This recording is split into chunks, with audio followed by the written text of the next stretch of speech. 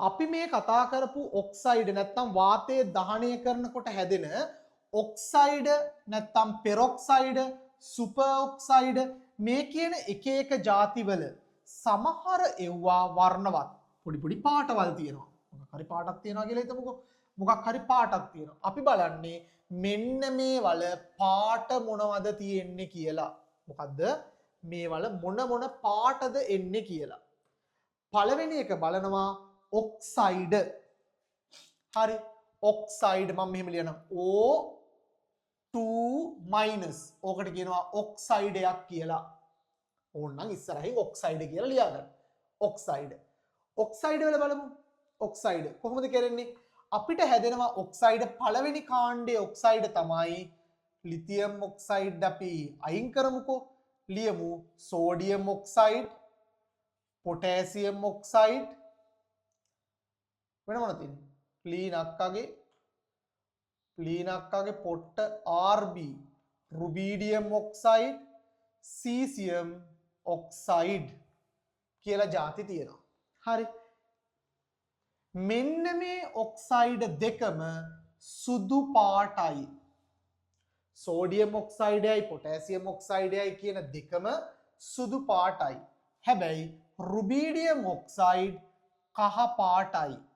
සීසියම් oxide දීප්තිමත් කහ නැත්තම් තද කහ කියලා කියන්න පුළුවන්. හරි. ඔක්සයිඩ් වල මොනවද වර්ණ තියෙන්නේ? සුදු පාටයි කහ පාටයි. හරි. උඩ දෙක සුදු පාටයි යට දෙක කහ පාටයි. හරි. දෙවෙනි කාණ්ඩය ගන්න. දෙවෙනි කාණ්ඩය ගත්තොත් එහෙම මොනවද තියෙන්නේ? Beryllium oxide, magnesium oxide, calcium oxide, baby මගේ කැලේ සරම බාන්ට මේ ගන්න නේ. අපි රේඩියම් ගන්න. රේඩියම් ලියන්න ඕනේ නැහැ. අපි රේඩියම් ගන්නන්නේ නැහැ. ඕනේ නැහැ. එයි රේඩියම් ගන්න නැතේ විකිරණශීලී එකන්ද ඒවා උගන්නන්නේ නැහැ. මෙන්න මේ ටික ගත්තාම මේ ටික ඔක්කොම සුදු පාටයි. හර ලේසි. දෙවනි කාණ්ඩයේ සියලුම මූලද්‍රව්‍යවල ඔක්සයිඩ් සුදු පාටයි. හැබැයි පළවෙනි කාණ්ඩය ගත්තාම යට තියෙන දෙක රුබීඩියමුයි සීසියමුයි විතරක් කහ පාටයි. අනික ඔක්කොම සුදු පාටයි කියලා ගත්ත හැකි. හරි. මේ ඔක්සයිඩයක් හදපුවාම මේ ඔක්සයිඩය සෝඩියම් ඔක්සයිඩ් දාලා රත් කරාට මුකුත් වෙන්නේ නැහැ. ඒ කියන්නේ තාප වියෝජනයක් වෙන්නේ නැහැ. මේ ඔක්සයිඩ් වල තියෙන තව ලක්ෂණයක්. මොකද්ද? ඔක්සයිඩ් වලට පාටකුත් තියෙනවා. ඒ වගේම මේවා තාප වියෝජනය වෙන්නේ නැහැ. හරි. තාප වියෝජනය වෙන්නේ නැහැ. බේරියම් ඔක්සයිඩ් විතරක් ජලයේ දිය වෙන්නේ නැහැ. මෙන්න මේ බේරියම් ඔක්සයිඩය මෙන්න මෙයා විතරක් කොහොමද ලියන්නේ? මෙන්න මෙයා විතරක් ජලයේ දිය වෙන්නේ නැහැ.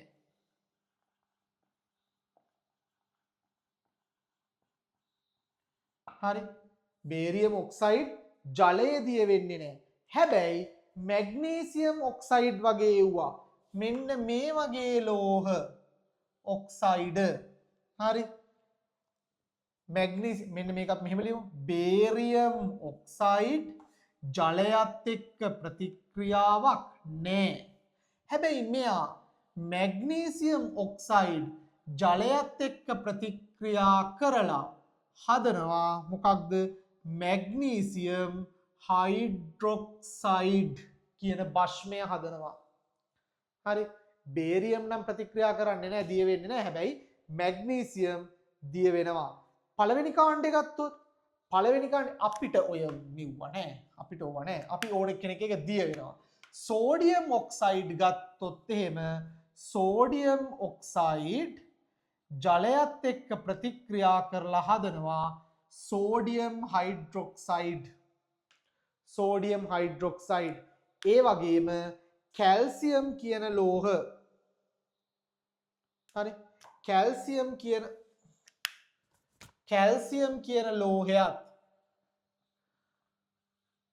ජලයත් එක්ක ප්‍රතික්‍රියා කරලා හදනවා කැල්සියම් හයිඩ්‍රොක්සයිඩ් කියන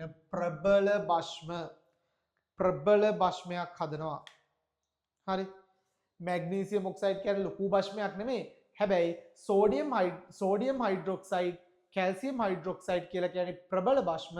මෙන්න මේවා ජලයේ දිය වෙලා ප්‍රබල භස්මයක් හදනවා. මොකද වෙන්නේ? ඔන්න ඔක්සයිඩ් වල ලක්ෂණ ටික මොනවද? සෝඩියම් ඔක්සයිඩ් හරි මොන ඔක්සයිඩයක් හරි S ගොනුවේ තියෙන කිසිදු ඔක්සයිඩයක් රත් කෙරුවා කියලා තාප වියෝජනයක් වෙන්නේ නැහැ. මම උදාහරණයකට සෝඩියම් ඔක්සයිඩ් ලිව්වා. මේ කිසිම දෙයක් තාප වියෝජනය වෙන්නේ නැහැ. දෙවෙනි එක කතා කරා මොකද්ද? මෙන්න මේ ඔක්සයිඩ් වල ජලයේ දිය වෙනවා. දිය වෙන්නේ නැත්තේ මොකද්ද? මෙන්න මේ බේරියම් ඔක්සයිඩ් විතරක් ජලයේ දිය වෙන්නේ නැහැ. අනික් සියලු ඔක්සයිඩ් ජලයේ දිය වෙලා භස්ම හදනවා. සෝඩියම් ඔක්සයිඩ් ජලයේ දිය වෙලා සෝඩියම් හයිඩ්‍රොක්සයිඩ් හදනවා. මැග්නීසියම් ඔක්සයිඩ් ජලයේ දිය වෙලා මැග්නීසියම් හයිඩ්‍රොක්සයිඩ් හදනවා. කැල්සියම් ඔක්සයිඩ් ජලයේ දිය වෙලා කැල්සියම් හයිඩ්‍රොක්සයිඩ් වගේ ප්‍රබල භස්ම හදනවා. ඒක හන්දා මේවා S ගොනුවේදී පොඩි පොඩි ලක්ෂණ 4-5ක් තියෙනවා. ඒවත් අපි දැනගන්න ඕනේ මොකද වෙන්නේ කියලා. ඔය ඔක්සයිඩ් පෙරොක්සයිඩ් ගත්තොත් පෙරොක්සයිඩ් පළවෙනි කාණ්ඩයේ පෙරොක්සයිඩ් හදන්නේ නැත්තේ ලිතියම් විතරයි. හරි. ලිතියම් විතරක් පෙරොක්සයිඩ් හදන්නේ නැතිකොට හරි. මම මේක ටිකක් උඩින් ලියන්න. මේක මකන්නද?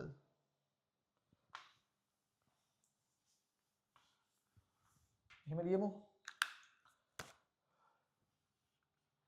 සෝඩියම් ඔක්සයිඩ් ජලයත් එක්ක ප්‍රතික්‍රියා කරලා හදනවා සෝඩියම් හයිඩ්‍රොක්සයිඩ්.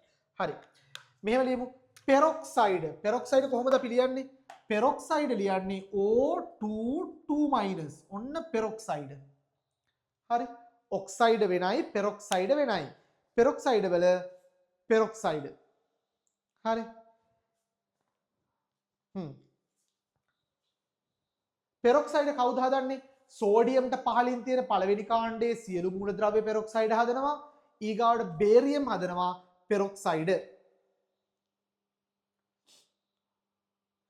මේ පෙරොක්සයිඩ් වල හරි අස්ථායි. මේ පෙරොක්සයිඩ් හදන එක හරි එච්චර ලොකු ව්‍යුහයක් නේ. අපි බලමු ඉස්සර ලුයිස් ව්‍යුහ මොකක්ද කියලා පෙරොක්සයිඩ් වල. පෙරොක්සයිඩ් වල ලුයිස් ව්‍යුහය. පැනන් ගමු. පෙරොක්සයිඩ් වල ලුයිස් ව්‍යුහය එන්නේ ඔක්සිජන් අණුවක් තවත් ඔක්සිජන් අණුවක් ඍණ 2යි. ඔන්න 1යි ඍණ 1යි. හරි. අපි කියලා දුන්නා කොහොමද මේ ඔක්සිකරණ අංක හදන්නේ අනම්මනම් කියලා විස්තර නේද?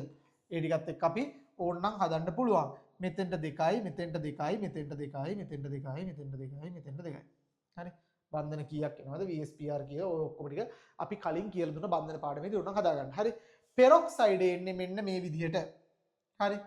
තනි බන්ධනයක් තියෙන්නේ ඍණ ඉලක්කම් දෙකක් මේ දෙපැත්තේ තියෙනවා.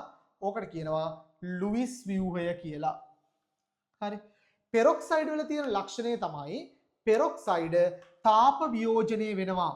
සෝඩියම් පෙරොක්සයිඩ් තාප වියෝජනය වෙලා රත් කරොත් එහෙම මෙයා හදනවා සෝඩියම් ඔක්සයිඩය හදලා ඔක්සිජන් පිට කරනවා. සෝඩියම් ඔක්සයිඩය හදලා ඔක්සිජන් පිට කරනවා. ඒ කියන්නේ මොකද්ද මේ කියන්නේ? ඕනෑම පෙරොක්සයිඩයක් තාප වියෝජනය කරපුවාම ද්විධාකරණයට ලක් වෙන්න පුළුවන්. හරි. නැත්තම් ඔක්සයිඩය හදලා ඔක්සිජන් පිට කරන්න පුළුවන්. ඕනෑම පෙරොක්සයිඩයක් තාප වියෝජනය කරපුවාම ඔක්සයිඩය හදලා ඔක්සිජන් පිට කරන්න පුළුවන්. මේකේ ඔක්සිකරණ අංක බලන්න. මෙයාගේ ඔක්සිකරණ අංකය ඍණ 1යි. පෙරොක්සයිඩ් වල ඔක්සිකරණ අංකය ඍණ 1යි. ගණන් හදලා බලන්න ඔක්සිකරණ අංක හොයන විදිහ. හරි. එතකොට මෙන්න මෙයා මෙතෙන්ට එනවා. එතකොට මොකද වෙලා තියෙන්නේ? ඔක්සිකරණ අංකය මෙයාගේ බිඳුවයි. හරි. එතකොට මොකද වෙලා? ඍණ 1 බිඳුව වෙලා කියන්නේ ඔක්සිකරණ අංකය වැඩි වෙලා එහෙනම් ඔක්සිකරණයක් වෙලා. මෙයා ගත්තාම මෙයාගේ ඔක්සිකරණ අංකය කීයද? ඍණ 2යි. හරි. ඍණ 2යි නම් ඉලෙක්ට්‍රෝන ලබාගෙන තියෙනවා. ඒක හන්ද ඔක්සි හරණය වෙලා. ඔන්න ඔක්සිකරණයක් සහ ඔක්සිහරණයක් කියන දෙකම සිද්ධ වෙලා. ඔක්සිකරණයක් සහ ඔක්සිහරණයක් කියන දෙකම සිද්ධ වෙලා. එකක ඔක්සිකරණ අංකය වැඩි වෙලා අනිකේ ඔක්සිකරණ අංකය අඩු වෙලා. එතකොට කියනවා ඔක්සිකරණය සහ ඔක්සිහරණය කියන දෙකම සිද්ධ වෙලා. ඍණ 1 ඍණ 2 බවට පත් වෙනවා කියලා කියන්නේ ඉලෙක්ට්‍රෝනයක් අරගෙන තියෙනවා. එහෙනම් හරණය වෙලා තියෙනවා ඔක්සිහරණය. ඍණ එක බිඳුව බවට පත් වෙලා තියෙනවා කියලා කියන්නේ ඉලෙක්ට්‍රෝනයක් පිට කරලා තියෙනවා, අයින් කරලා තියෙනවා. එතකොට ඒක ඔක්සිකරණයක් වෙලා තියෙනවා. මෙන්න මේකේ ඔක්සිකරණය හා ඔක්සිහරණය කියන දෙකම සිද්ධ වෙන හින්දා මේ පෙරොක්සයිඩ් තාප වියෝජන ප්‍රතික්‍රියාව අපි හඳුන්වනවා ද්විධාකරණ ප්‍රතික්‍රියාවක් කියලා. ද්විධාකරණ ප්‍රතික්‍රියා කියලා හඳුන්වනවා. ද්විධාකරණ ප්‍රතික්‍රියාවක් සිද්ධ වෙනවා. ඒ වගේම කාබන් මොනොක්සයිඩ් කාබන් ඩයොක්සයිඩ් කියන වායූන් එක්ක මේ peroxide carbon dioxide carbon monoxide කියන වායූන් එක්ක ප්‍රතික්‍රියා කරලා මෙයා හදනවා කාබනේට. මොනවද හදන්නේ? කාබනේට. හරි, කාබනේට හදනවා. පෙරොක්සයිඩ් කාබන් මොනොක්සයිඩ් එක්කත් කාබනේට හදනවා. සෝඩියම් පෙරොක්සයිඩ්ම ගම්මු. පෙරොක්සයිඩ් කාබන් ඩයොක්සයිඩ් එක්ක ප්‍රතික්‍රියා කරලා ඒත් හදනවා කාබනේට. ඕනම ලෝහයක් කාබනේටයක් හදන්න පුළුවන්. ඕනනම් මේකට අපිට දාන්න පුළුවන් භාගයක් O2 කියලා තදනවා තුලිත වෙන්න ඕන හින්දා. එහෙමත් දාගන්න ඕන. හරිද? එහෙම ඕන කවුරුත් නැහැ. එහෙමත් දාගන්න. හරි. සෝඩියම් කාබනේට් වගේ ඒවා හදනවා. කාබන් ඩයොක්සයිඩ් හරි කාබන් මොනොක්සයිඩ් හරි එක ප්‍රතික්‍රියා කරලා. හරි. සුපර් ඔක්සයිඩ් කොහෙන්ද ඒක ලියන්නේ? හරි. Super oxide. සුපර් ඔක්සයිඩ් මෙහෙන් ලියමු බලන්න. සුපර් ඔක්සයිඩ් ගත්තොත් හරි. වෙනම ලියමු සුපර් ඔක්සයිඩ් එක. හරි. මේක බලා ගන්න මොකද උනේ? ඔක්සයිඩ් එක ගත්තාම ඔක්සයිඩ් වලට පාට තියෙනවා. ඔක්සයිඩ් පළවෙනි කාණ්ඩයේ ඔක්සයිඩ් පොටෑසියම් සෝඩියම් කියන ඔක්සයිඩ් මොන පාටයිද? සුදු පාටයි. සීසියම් රුබීඩියම් වගේ ඔක්සයිඩ් කහ පාටයි. තද කහ දීප්තිමත් කහ ඕන එකක්. හැබැයි දෙවෙනි කාණ්ඩයේ සියලුම ඔක්සයිඩ් සුදු පාටයි. ඒකේ වෙනසක් වෙලා නැහැ. කිසිම ඔක්සයිඩයක් තාප වියෝජනය කරන්න බෑ. හරි. කිසිම ඔක්සයිඩයක් තාප වියෝජනය වෙන්නේ නැහැ. හැබැයි ජලයත් එක්ක ප්‍රතික්‍රියා කරනවා. සෝඩියම් ජලයත් එක්ක ප්‍රතික්‍රියා කරලා සෝඩියම් හයිඩ්‍රොක්සයිඩ් හදනවා. මැග්නීසියම් ජලයත් එක්ක ප්‍රතික්‍රියා කරලා මැග්නීසියම් හයිඩ්‍රොක්සයිඩ් හදනවා.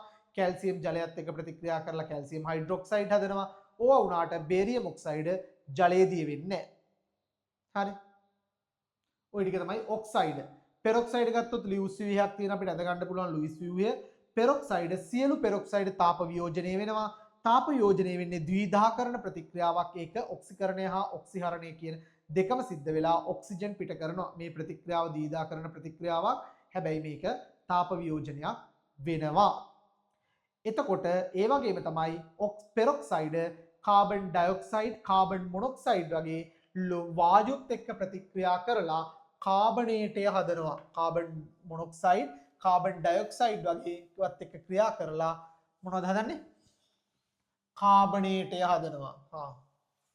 ඔය කියන ගමන්ම කටපාඩම් කරගෙන යන්න ඉතින් ආයි අලුතෙන් පාඩම් කරන්න දෙයක් නැහැ නේ. එතකොට සුපර් ඔක්සයිඩ් එකක් ගත්තොත් එහෙම සුපර් ඔක්සයිඩයක් ගත්තොත් මෙයාගේ හැදෙන්නේ O-2. හරි. O-2.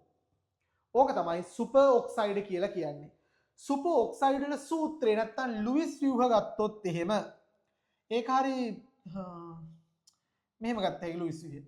ඔක්සිජන් ඒක බන්ධනයක් ඔක්සිජන් මෙතෙන්ට එනවා එකක් මෙතෙන්ට ඉලෙක්ට්‍රෝන දෙකයි ඔහොම එනවා මෙතෙන්ට එනවා දෙකක් මුක්ත කණ්ඩ කියන්නේ නැත්නම් එක ඉලෙක්ට්‍රෝනයක් තියෙනවා. මෙයාගේ ඍණ එකයි මෙයාගේ බිඳුවයි ඔක්සිකරණ අංකය ගත්තාම ඒක තමයි අපි සුපර් ඔක්සයිඩයක් කියලා කියන්නේ. හරි. සුපර් ඔක්සයිඩයක් කියලා කියන්නේ ඒකයි. හරි. මේකෙදි ඔක්සිකරණ අංකය ඍණ 1 හරි බිඳුව හරි වෙන්න පුළුවන්. ඍණ 1 හරි බිඳුව හරි වෙන්න පුළුවන්. පළවෙනි කාණ්ඩේ සුපර් ඔක්සයිඩ් හදන්නේ පොටෑසියම්ට පහළින් තියෙන සියලුම ලෝහ සුපර් ඔක්සයිඩ් හදනවා. නිර්යුග්මක ඉලෙක්ට්‍රෝන එකක් තියෙන හින්දා හොඳට මතක තියාගන්න. මෙන්න මේ වල නිර්යුග්මක ඉලෙක්ට්‍රෝන එකක් තියෙන හින්දා මේක මොන පාටයිද? සුපර් ඔක්සයිඩ් වර්ණවත් වෙන්න පුළුවන්. සුපර් ඔක්සයිඩ් වර්ණවත් වෙන්න පුළුවන්. හරි. බලමු. ලිතියම් පෙර සුපර් ඔක්සයිඩ්. හරි. වර්ණවත් වෙන්න පුළුවන්.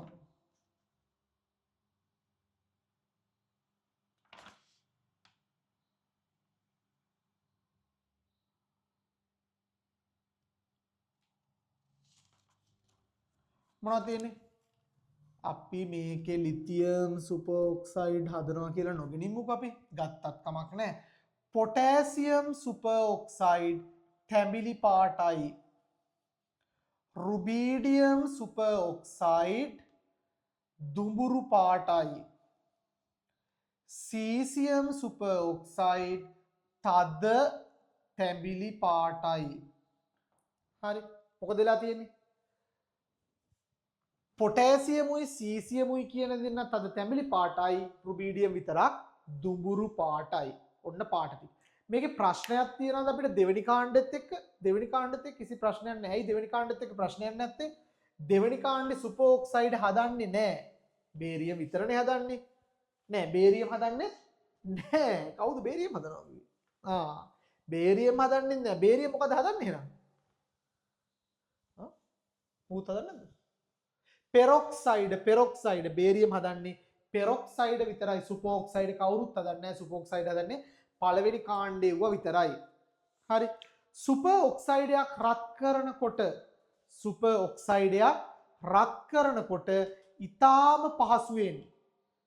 ඊටාම පහසුවෙන් වාතයේ දහනය වෙලා නැත්නම් තාප දහනය හරි මොකක් හරි රත් කරනකොට තාප වියෝජනය වෙනවා. කොහොමද වෙන්නේ? තාප වියෝජනය වෙන්නේ සුපර් ඔක්සයිඩය. හරි. සුපර් ඔක්සයිඩය මේක තාප වියෝජනය වෙලා ඔක්සයිඩය සහ ඔක්සිජනය හදනවා. හරි. මේක අපි කියලා දෙන්න ඕනේ නැහැ. ද්විධාකරණයක් වෙලා තියෙන්නේ. මෙතන තියෙන්නේ කීයද? ඍණ 1යි, මෙතන ඍණ 2යි, මෙතන බිඳුවයි. ඔය ඕක තියෙන්නේ ද්විධාකරණයක්. ඔක්සිකරණ අංක. අපි ඔක්සිකරණ අංක හොයන හැටි ඉගෙනගෙන තියෙනවා. ඉගෙනගෙන නැත්නම් බලන්න නෝට් එක. හරි. ඔක්සිකරණ අංකය. හරි. එතකොට මේක ඍණ 1 බිඳුව බවට පත් වෙලා තියෙනවා. ඍණ 1 ධන 2 බවට පත් වෙලා තියෙනවා. ඒ හන්ද ඔක්සිකරණ ඔක්සිහරණයක් වෙලා තියෙන්නේ. හරි. සුපර් ඔක්සයිඩ් ජලයත් එක්ක ප්‍රතික්‍රියා කරලා හදනවා. මොකක්ද හදන්නේ? භස්මයයි හදනවා. පොටෑසියම් සුපර් ඔක්සයිඩය ඒකම ලියමු, මෙතනම දාමු. පොටෑසියම් සුපර් ඔක්සයිඩය ජලයත් එක්ක නැත්නම් කොහොම ලියන්නත් පුළුවන්. ජලය සමග ප්‍රතික්‍රියාව කියලාත් ලියන්න ඕන නම් එහෙම ප්‍රශ්නයක් නැහැ. ජලයත් එක්ක ප්‍රතික්‍රියා කරලා හදනවා. KOH හදලා මේක සිසිල් කියලා දාමු. සිසිල් ජලයත් එක්ක හදලා ඔක්සිජන් හදනවා. හැබැයි පොටෑසියම් සුපර් ඔක්සයිඩය උණු ජලයත් එක්ක ප්‍රතික්‍රියා කරොත් හදනවා මෙයා KOH. හැබැයි ජලය හදන්නේ ඔක්සිජන් හදනවා. හරි. KOH හදලා ඔක්සිජන් හදනවා. කාබන් ඩයොක්සයිඩ් හා කාබන් මොනොක්සයිඩ් එක නිල් පැණි කාබන් ඩයොක්සයිඩ් හා කාබන් මොනොක්සයිඩ් එක කොහොමද හදන්නේ? පොටෑසියම් KO2 කියන එක කාබන් මොනොක්සයිඩ් එක්ක ගත්තොත් K2CO3 හදලා ඔක්සිජන් පිට කරනවා. හරි. ඔක්සිජන් පිට කරනවා. ඒ වගේම KO2 කාබන් ඩයොක්සයිඩුයි ජලයයි එක්ක ප්‍රතික්‍රියා කරලා KHCO3 හදලා ඔක්සිජන් පිට කරනවා. බයිකාබනේටය හදලා ඔක්සිජන් පිට කරනවා. කාබන් මොනොක්සයිඩ් එක හදන්නේ කාබනේටය, ජලයයි කාබන් ඩයොක්සයිඩ් එක හදනවා බයිකාබනේටය.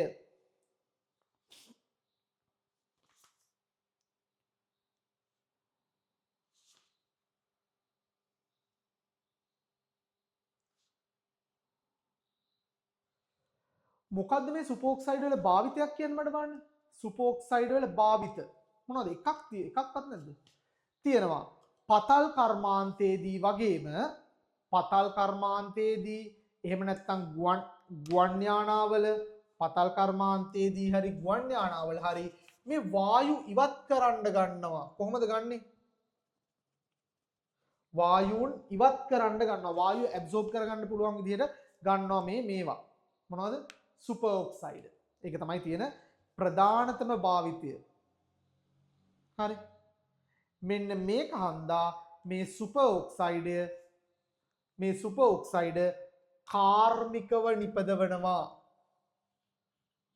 කාර්මිකව නිපදවනවා.